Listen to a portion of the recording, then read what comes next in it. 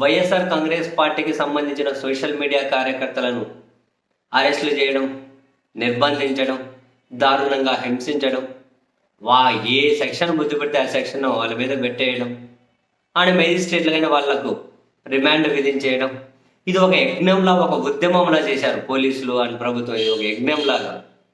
అయితే ఇప్పుడిప్పుడే అంటే ఫస్ట్ నుంచి అందరికీ తెలుసు, పోలీసులకు తెలుసు మనం పెడుతున్న సెక్షన్లు తప్పు అని.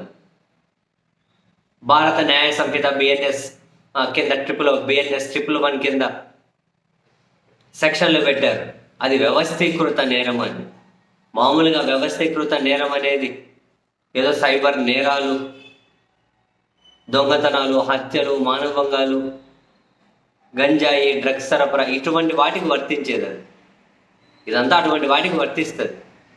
కానీ వీళ్ళు సైబర్ నేరాలు అనే సోషల్ మీడియా పోస్టులకే పెట్టేశారు.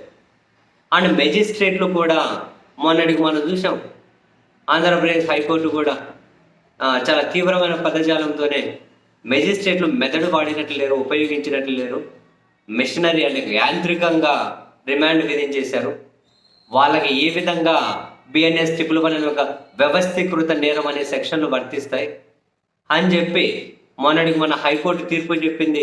తాజాగా మరో ఇద్దరి విషయంలో కూడా హైకోర్టు వీళ్ళ కిందట బిఎన్ఎస్ 111 కింద ఆ సెక్షన్లు వర్తించవు అని చెప్పి తీర్పు చెప్పింది. అసలు బెయిల్ రానికుండా చేయడం కోసం ఈ విధమైన సెక్షన్లు పెడుతున్నట్టుందని చెప్పి కూడా హైకోర్టు ఆక్షేపించింది. బెయిల్ రాకుండా చేయడం కోసమే ఆ సెక్షన్లు, వీలైనంత ఎక్కువ రోజు జైల్లో ఉంచాలి, వాళ్ళని హింసించాలి, ఇటువంటి వాటి కోసమే.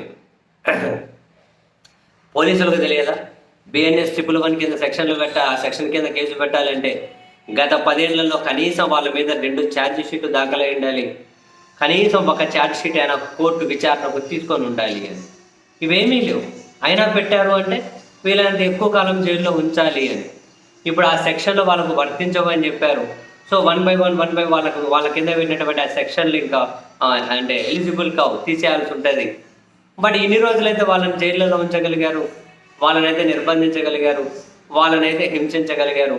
మరి ఈ సాటిస్ఫాక్షన్ ఏమైనా మిగులుతుందేమో చివరికి వాళ్ళు.